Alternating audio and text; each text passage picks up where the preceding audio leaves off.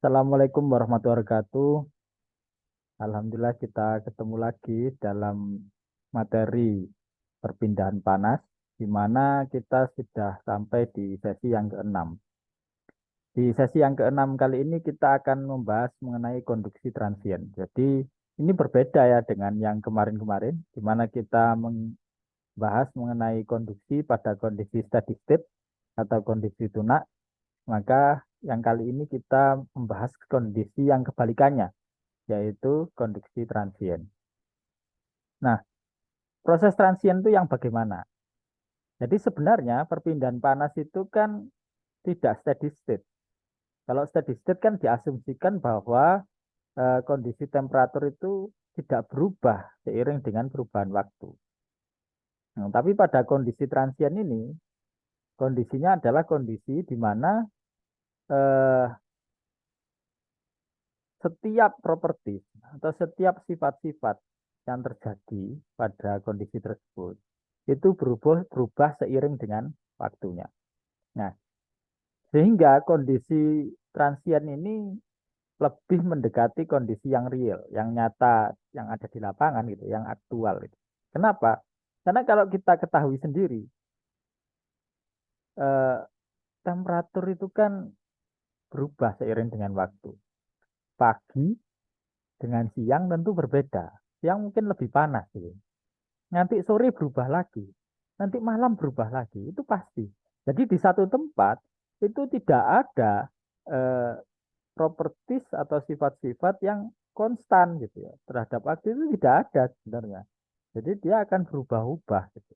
Seiring dengan perubahan waktu. Nah, inilah kondisi real yang kita sebut dengan kondisi transient.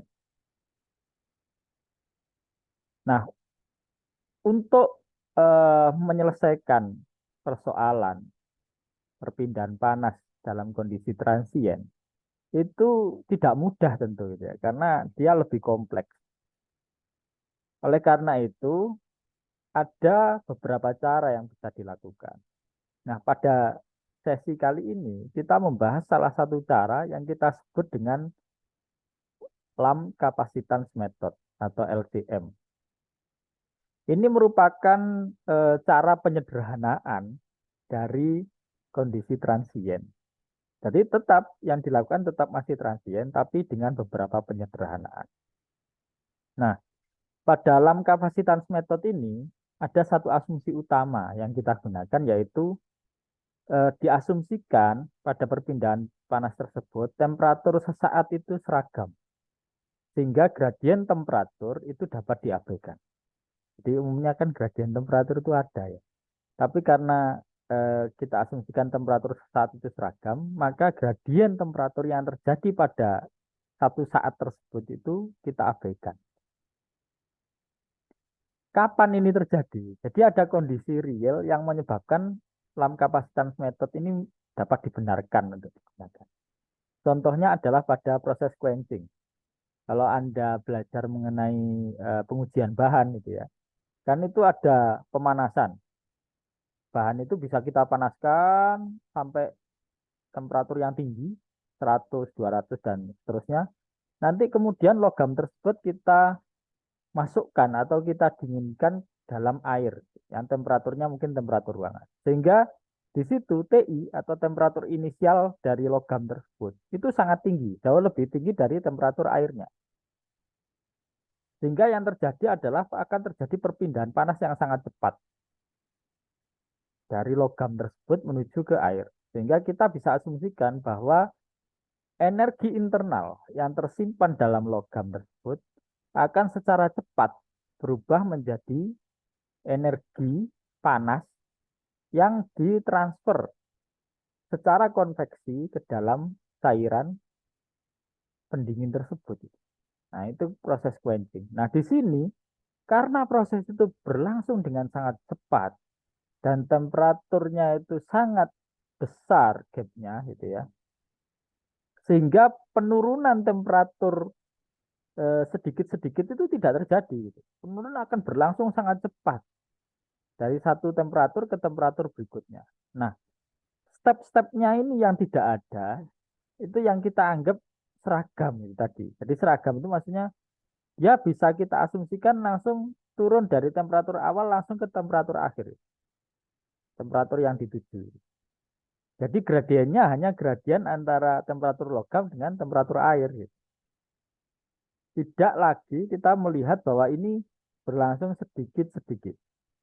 Kalau perlahan kan pasti dalam 1 detik temperaturnya akan turun dulu, terus turun lagi. Jadi nanti akan muncul gradien-gradien temperatur. Tapi karena ini berlangsung sangat cepat, maka gradien-gradien temperatur yang di tengah-tengah tadi itu sudah bisa kita katakan nggak ada, kita abaikan saja. Jadi itu konsep yang dipegang ketika kita menggunakan Lam kapasitans method. Nah, oleh karena tadi kondisi yang terjadi itu tadi, maka kita bisa melihat bahwa perpindahan panas itu sama dengan perubahan energi internal yang ada pada logam yang panas tadi. Jadi perubahan itu menunjukkan adanya perpindahan panas yang terjadi Q-nya. Nah, terus kita bisa merumuskan bahwa waktu kecil ini waktu ya, waktu yang diperlukan dari temperatur yang panas tadi untuk mencapai temperatur tertentu itu kita bisa hitung menggunakan rumus ini. Nah, terus eh, rho ini kita tahu ya density, massa jenis, V volume, C konstantanya gitu ya. Terus H itu konstanta konveksi, AS itu luas permukaan efektifnya gitu ya. Terus ini adalah distribusi temperaturnya. Nah, distribusi temperatur sendiri itu bisa kita rumuskan sebagai eksponen dari ini ya, dari kebalikannya ini tadi itu dikalikan dengan waktunya.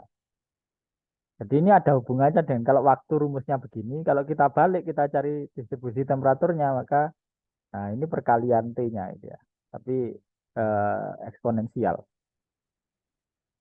Terus kita juga bisa eh, apa ya membandingkan gitu ya konstanta waktu ini konstanta waktu gitu ya, itu sebagai hasil perkalian antara dua konstanta tahanan. Yang pertama itu tahanan konduksi yang terjadi, yang kedua adalah konstanta ini gitu ya, konstanta dari materialnya. Jadi ini yang rumus-rumus ini yang penting Anda tahu gitu, ketahui gitu. Nanti dalam persoalan itu dia akan menyesuaikan saja gitu antara yang diketahui dengan rumusnya. Jadi Anda tinggal menyesuaikan saja gitu. Jadi selama Anda menggunakan Lam kapasitans method, maka rumus-rumus ini yang berlaku. Bukan yang kemarin-kemarin, itu beda. Karena ini konsepnya transient. Kalau yang kemarin kan steady state atau kondisi tuna. Nah, berikutnya ini yang paling penting ketika kita bicara mengenai Lam kapasitans method, yaitu validitas. Maksudnya begini, tidak semua kondisi transient tadi itu kita bisa menggunakan Lam kapasitans method. Kondisi-kondisi lain itu akan dibahas di sesi berikutnya. Di sesi ini kita fokus ke Lam kapasitans method. Nah, kondisi apa yang bisa kita katakan valid untuk menggunakan Lam kapasitans method itu harus kita uji. Kita uji dari mana? Dari yang kita sebut sebagai Biot number. Jadi Biot number sendiri itu sebenarnya adalah perbandingan antara tahanan konduksi dengan tahanan konveksi. Karena tadi itu kan pasti ada konduksi, ada konveksi. Nah, rumusnya ini. Nah, kalau kita lihat Biot number ini berpengaruh terhadap konduksi yang terjadi. Kalau Anda lihat di sini, ketika Biot number itu jauh lebih kecil dari 1, itu antara temperatur di sisi kiri dengan temperatur di sisi kanan itu masih hampir sama, cenderung konstan. Bukan konstan sama sekali, sebenarnya agak turun ya, tapi cenderung konstan. Tapi ketika Biot number itu sama dengan 1, maka gradien temperatur itu cukup jelas. Dan kalau lebih dari 1, maka semakin jelas itu ya. Nah, itu berdampak terhadap konveksi yang terjadi. Karena konveksi itu kan juga bergantung pada selisih temperatur antara temperatur awal konveksi dengan temperatur airnya atau temperatur fluidanya. Nah, kalau temperaturnya cenderung turun, maka dampaknya konveksinya akan berbeda. Makin rendah temperatur awal dari konveksi, maka gradien temperatur konveksinya semakin kecil, sehingga konveksi yang terjadi akan berjalan lambat. Nah, sehingga dengan kondisi yang seperti ini, pada Biot number 1 maupun lebih besar dari 1 bahkan, itu bisa kita katakan lamp kapasitan metode tidak terjadi. Kenapa? Karena seperti tadi ya, lamp kapasitan metode itu sangat menggantungkan proses perpindahan panasnya pada konveksi, bukan pada konduksinya. Karena dia mengadopsi perubahan transfer panas yang sangat cepat secara konveksi. Sehingga butuh temperatur awal yang tinggi. Bahkan kalau bisa ya konstan gitu ya. Sesuai asumsinya. Nah, asumsinya tidak ada gradien di sini. Oleh karena itu dari hasil pengujian gitu ya, dari hasil penelitian itu, lamp kapasitan metode itu dapat valid nilainya ketika Biot number-nya itu lebih kecil dari 0,1. 0,1 kan jauh dari 1. Jadi kalau lebih kecil dari 0,1, maka kita bisa dikatakan dapat menggunakan lamp kapasitan metode. Tapi kalau sama dengan 0,1 atau bahkan lebih besar dari 0,1, maka kita sudah nggak bisa pakai lagi. Hasilnya nggak akan valid. Gitu. Ibaratnya errornya terlalu besar lah. Nah itu jadi validitas itu kita uji melalui lampu. Nah ini jadi ketika Anda mendapatkan permasalahan perpindahan panas secara transien, maka yang bisa Anda lakukan pertama kali Anda cari Biot number-nya. Kemudian Anda hitung. Kalau Biot number-nya lebih kecil dari 0,1, maka Anda boleh melanjutkannya menggunakan lamp kapasitan metode. Rumus-rumus yang tadi. Tapi kalau tidak, ya berarti nggak bisa. Ya jangan pakai lamp kapasitas metode, pakai yang lain. Yang nanti akan kita jelaskan di sesi berikutnya.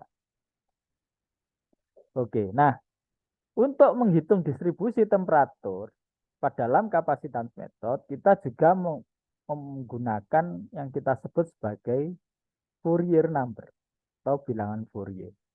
Ini bilangan Fourier. Kenapa? Karena ini memudahkan. Kalau tadi, kalau Anda lihat rumus yang tadi, ini distribusi temperatur kan eksponensial dari ini kan. Oh, rumusnya ribet sekali gitu ya. Sebenarnya ini dapat kita sederhanakan menjadi perkalian antara Biot number dan Fourier number. Sehingga Anda lebih mudah. Nah, Biot number dan Fourier number itu bisa dihitung gitu ya. Dia menggunakan beberapa konstanta saja. Nah, kemudian kita bisa lebih sederhana lagi ketika mencari distribusi temperaturnya itu dengan eksponensial dari negatif Biot number dikali Fourier number. Jadi, tapi Anda harus ingat bahwa ini hanya berlaku ketika metode lamp kapasitas metode ini bisa valid gitu ya untuk diterapkan. Kalau tidak ya enggak. Nah, rumus-rumus di sini distribusi temperatur itu berguna kalau kita diminta untuk mencari temperatur awal atau temperatur akhir dari perpindahan panas yang terjadi. Nah, selanjutnya juga Biot number dan Fourier number ini perkaliannya juga bermanfaat untuk mencari temperaturnya, waktunya gitu. Waktu yang dibutuhkan untuk proses perpindahan panas itu terjadi. Jadi kalau Anda mencari waktunya dengan adanya ini kan gampang jadinya. Ini sudah ada angkanya gitu ya. Jadi untuk mencari T itu tinggal ini Anda bagi dengan yang lain ini gitu ya. Jadi nggak rumit lagi gitu ya. Oke. Nah, eh, pada lamp kapasitas metode ada juga kondisi-kondisi batas tertentu yang dapat kita gunakan. Tentu ini akan sangat bergantung pada permasalahan yang dihadapi. Jadi begini, terkadang kalau yang tadi itu kan kita asumsikan yang terjadi proses perpindahan panasnya itu hanya konveksi. Konveksi saja. Maka bisa tuh pakai rumus yang tadi. Tapi terkadang radiasi itu juga berpengaruh. Kalau apa? Kalau radiasinya itu dengan surrounding, dengan lingkungan yang luas. Ibaratnya kayak tadi itu kita melakukan quenching itu tidak di dalam ruangan, tapi di luar ruangan. Nah, kalau di luar ruangan kan pasti radiasi nggak bisa kita abaikan kan gitu ya. Karena radiasinya besar. Gitu. Jadi ya nggak mau kita nggak mungkin mengabaikan. Nah, dalam situasi tersebut, ketika radiasi itu berpengaruh, maka kita harus menggunakan rumus yang lain. Itu yang pertama. Yang kedua, bisa jadi juga ada energi yang dibangkitkan, yang digenerate di dalam sistem itu, gitu. Sistem perpindahan panas tadi. Misalnya kita mengalirkan aliran listrik ke elemen pemanas. Terus elemen pemanasnya kita celup tadi, gitu. Seperti kalau kita pakai pemanas air yang basisnya listrik gitu ya. Kan itu ada yang biasanya pakai elemen di dalam itu, elemen pemanasnya. Nah itu eh, kita nggak bisa juga pakai rumus yang tadi, karena rumus yang tadi itu tidak memperhitungkan adanya energi yang dibangkitkan. Itu kan ada logam panas kita celupkan saja, ya lama-lama kan dingin. Kalau ini ketika ada energi yang dibangkitkan ya nggak mungkin lama-lama dingin, yang ada ya makin panas gitu ya. Kayak kita manaskan air itu. Nah, kalau seperti itu, maka kita menggunakan rumus yang lebih kompleks ini, gitu ya. Di sini ada EG itu energi yang dibangkitkan, terus juga ada faktor dari radiasi. Jadi ini faktor dari rumus yang ini adalah rumus dampak akibat perpindahan panas secara radiasi. Emissivity, terus ini apa jenis konstanta Boltzmann, terus ini juga temperaturnya. Nah, itu bedanya di situ. Kalau ini yang akibat konveksi. Nah, terus ada 3 kondisi batas yang dapat kita gunakan untuk penyederhanaan permasalahan kompleks tadi. Yang pertama, kalau yang terjadi, yang berpengaruh itu hanya radiasi. Jadi tidak ada konveksi, terus tidak ada juga energi yang dibangkitkan. Contohnya apa? Contohnya kalau kita pada pengujian bahan itu kita melakukan pendinginan menggunakan udara. Kita lepaskan aja di udara. Maka kan apa ya? Radiasi ada terjadi gitu. Terus oh salah tadi jadi pada kondisi vakum yang terjadi adalah radiasi. Konveksi tidak terjadi. Nah, maka kita menggunakan konsep ini gitu ya. Jadi pada kondisi vakum tidak ada fluida yang bergerak, terus radiasi itu berpengaruh, maka kita menggunakan konsep ini. Kita hilangkan tadi kan rumusnya ada energi yang dibangkitkan, ada konveksi, ada radiasi. Kalau cuma radiasi saja, maka kita buang yang energi yang dibangkitkan dengan konveksinya, sehingga tinggal radiasi saja. Nah, kalau sudah seperti ini, kita bisa pisahkan variabelnya, gitu ya. Maksudnya apa? Yang temperatur itu kita kumpulkan dengan temperatur, yang waktu kita kumpulkan dengan waktu, yang non temperatur kita kumpulkan dengan non temperatur, istilahnya gitu. Nah, sehingga kemudian kita dapat mengintegralkan. Kan yang dt per t-nya ini sudah jadi satu, kita integralkan.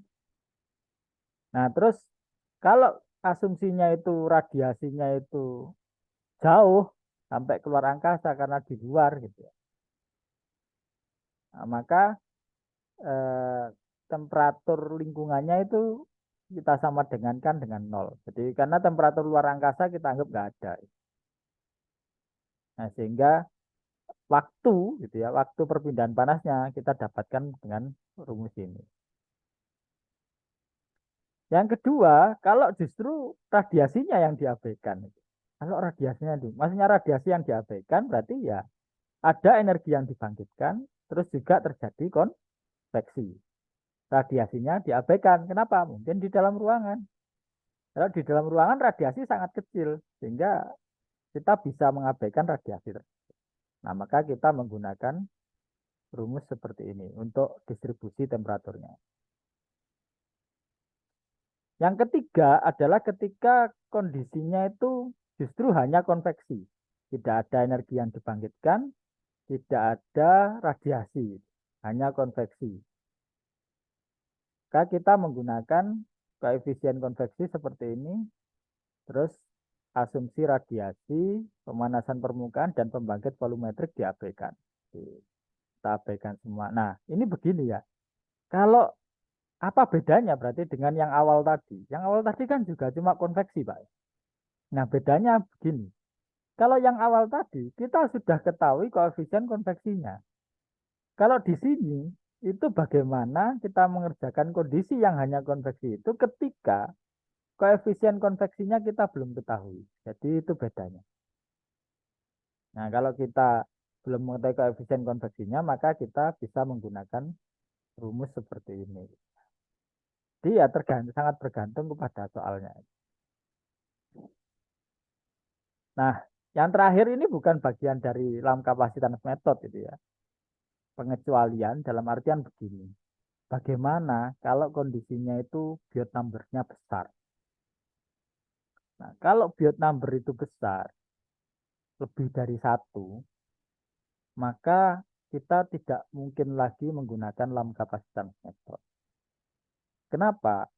Karena gradien temperatur itu pasti terjadi dan tidak mungkin kita abaikan lagi. Sehingga begini, kalau kita lihat tadi ya. Nah, di sini pengaruh Biot number. Ketika Biot number lebih dari satu, antara temperatur di sisi sini dengan di sisi kanan itu kan jauh perbedaannya. Makin besar Biot number-nya makin jauh. Dampaknya adalah di setiap rentang waktu ini terjadi perbedaan temperatur atau gradien temperatur secara terus-menerus gitu ya. Inilah yang kita sebut sebagai efek spasial. Efek spasial yaitu eh, kita mengasumsikan bahwa di situ jarak gitu ya, jarak atau space dari media konduksi itu nyata dan tidak dapat diabaikan. Kalau dalam kapasitas metode kan jaraknya itu tadi, space-nya itu kita anggap nggak ada. Kenapa? Karena perpindahan panas berlangsung sangat cepat. Sehingga nggak sempat terjadi konduksi bertahap. Langsung aja dia konduksi secara cepat terus konveksi, konveksi, konveksi. Gitu. Sehingga yang signifikan konveksinya saja, konduksinya nggak signifikan lagi. Gradien temperatur. Kalau ini kan enggak. Jadi efek spasialnya kita harus hitung gitu. Kita tidak bisa mengabaikannya. Nah, pada kondisi tersebut, nah kita harus menggunakan rumus ini. Jadi distribusi temperatur itu menjadi fungsi dari X. X ini koordinat titik di mana konduksi itu terjadi yang mau kita ketahui. Terus FO, bilangan Fourier, dan BI atau bilangan Biot number-nya. Ya, bilangan Biotnya. Nah, sehingga temperatur di satu titik itu akan bervariasi tergantung dari koordinatnya, Fourier number-nya, dan Biot number. Pada kondisi yang berbeda hasilnya pasti berbeda. Nah, untuk mencari koordinat ini, koordinat titik yang mau kita tinjau pada bidang konduksi tadi itu kita membagi antara koordinat di titik yang dituju dengan L. L itu separuh dari jarak total antara tebal media lah, tebal media konduksinya. Terus nanti eh, tetanya sendiri itu rumusnya seperti ini ya, perbandingan normal itu. Tapi untuk mencari ini kan nggak mudah ya. Nah, makanya kita juga harus hitung waktu kadang. Waktu spesifiknya. Menggunakan ini eh, Fourier number. Nah, setara dengan Fourier numbernya. Nah, kemudian baru kita bisa dapatkan rumus dari persamaan distribusi temperaturnya yang menggunakan ini Fourier dan Biotnya. Nah, kalau sudah baru kita bisa mengetahui temperatur di titik tersebut. Temperatur selama rentang perpindahan panas tertentu yang ingin kita ketahui. Jadi tentu ini lebih nggak mudah. Oke, tapi intinya di sesi kali ini kita fokus saja pada lam kapasitas method yang sederhana dulu gitu ya. Yang harus Anda ingat adalah ketika Anda mengerjakan persoalan lam kapasitas method, maka yang Anda harus cari adalah validitasnya dulu. Anda cek validitasnya, kalau Biot numbernya sudah lebih kecil dari 0,1 berarti valid, bisa dilanjutkan. Kalau tidak berarti tidak boleh menggunakan rumus-rumusnya Biot, rumus-rumusnya lam kapasitas method. Harus menggunakan yang lain. Salah satunya yang pakai yang efek spasial tadi. Oke, seperti itu materi kita di sesi yang kali ini. Semoga bermanfaat. Sesi berikutnya kita lanjutkan bahasan kita tentang konduksi transien. Saya tutup. Wassalamualaikum warahmatullahi wabarakatuh.